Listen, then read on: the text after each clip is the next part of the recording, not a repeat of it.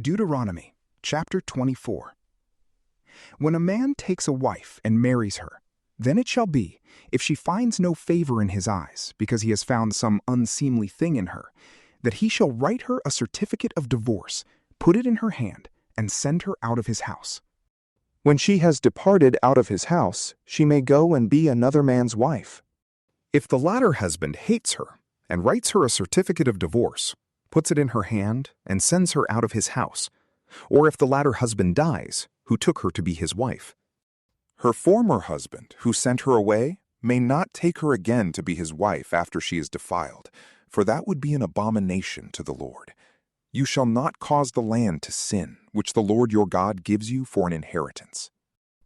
When a man takes a new wife, he shall not go out in the army, neither shall he be assigned any business. He shall be free at home 1 year, and shall cheer his wife whom he has taken. No man shall take the mill or the upper millstone as a pledge, for he takes a life in pledge.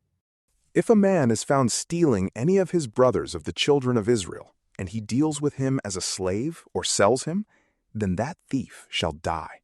So you shall remove the evil from among you. Be careful in the plague of leprosy, that you observe diligently and do according to all that the Levitical priests teach you. As I commanded them, so you shall observe to do. Remember what the Lord your God did to Miriam by the way as you came out of Egypt. When you lend your neighbor any kind of loan, you shall not go into his house to get his pledge.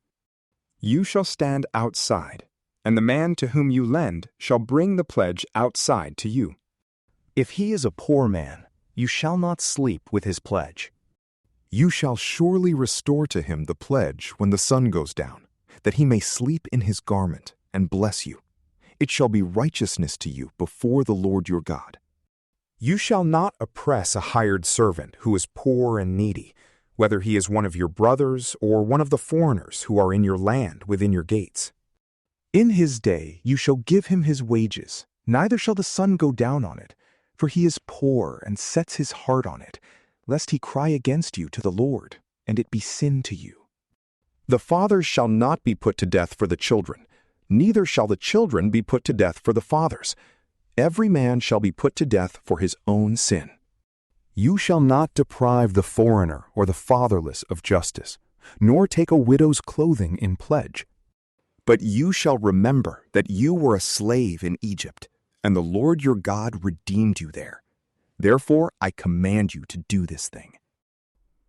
When you reap your harvest in your field, and have forgotten a sheaf in the field, you shall not go again to get it. It shall be for the foreigner, for the fatherless, and for the widow, that the Lord your God may bless you in all the work of your hands. When you beat your olive tree, you shall not go over the boughs again.